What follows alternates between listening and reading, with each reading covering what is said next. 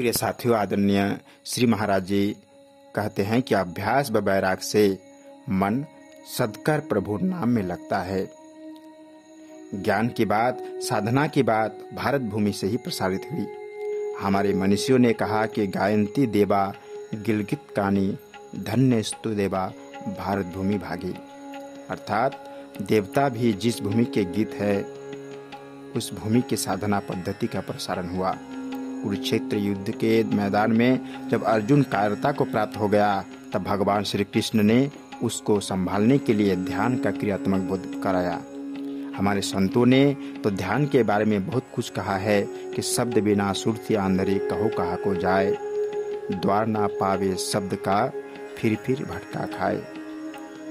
प्रिय साथियों, आदरणीय श्री महाराज जी कहते हैं, इस भूमि का युगों युगों से यह संदेश रहा है कि मानव जाने कि उसका लक्ष्य क्या है, कैसे हम अपने जीवन में ध्यान करके सुख और शांति का प्राप्त कर सकते हैं।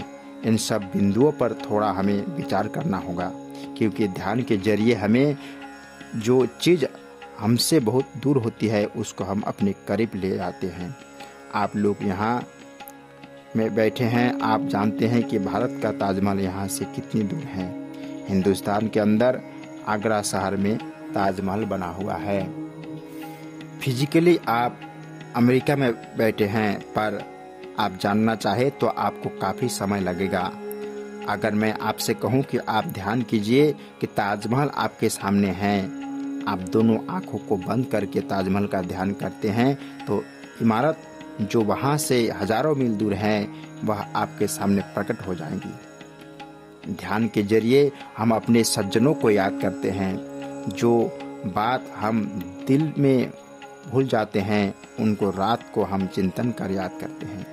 ठीक इसी प्रकार से हमारे संतों ने कहा कि मन एवं मनुष्यानाम कारणम बंदी मोक्षयो, कि मन बंधन का भी कारण है और मोक्ष का भी। मन बंधन का कारण कैसे होता है?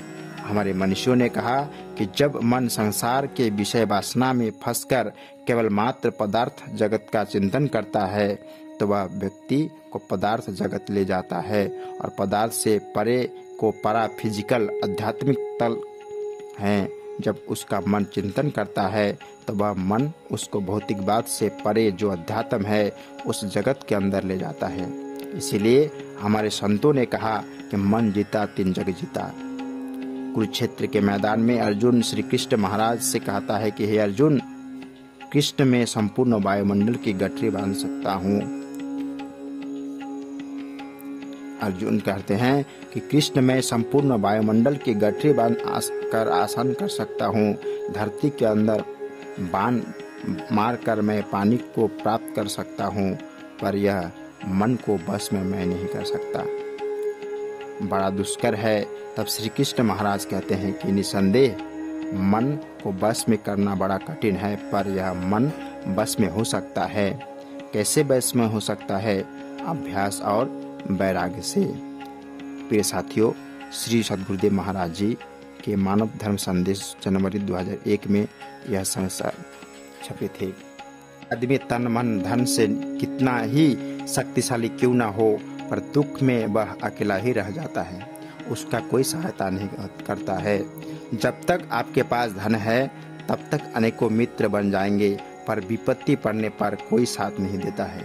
ऐसी ही परिस्थिति में महापुरुष निस्वार्थ भाव से जीव को सहारा देकर उसके जीवन को आसान कर देते हैं। श्री माता जी ने ऐसी ही महान शक्ति थी जो जीवन पर्यंत लाखों लोगों को सहारा देती रही। आज भी यह दरबार महान शक्तियों का दरबार है। इस दरबार से जुड़कर जीव दुख से निवृत्त एवं कल्याण के प्राप्त कर सकता है। भक्तों की अनुभूति एवं स्मरण उद्धव है। एक शक्तिमती बताती है कि एक दिन घर पर मुझे सांप ने काट लिया। सब लोग कहने लगे यह अब नहीं बचेगा। मैं बेहोश थी। जब मुझे होश आया तो मैं श्री माँ को याद करने लगी, और तभी श्री माँ आई और कहने लगी तुझे तो मैंने बचा लिया, तू अब क्यों रोती है? तब मेरी समझ में आया कि मुझे श्री माँ ने बचाया। उसके बाद मैं हरिद्वार प्रोग्राम में आई। दर्शनों की लाइन में खड़ी थी। मेरे साथ में एक हार था। सोच रही थी यदि मेरे द्वार अर्पित इस हार को ग्रहण कर लेंगे तो मुझे बहुत खुशी होगी।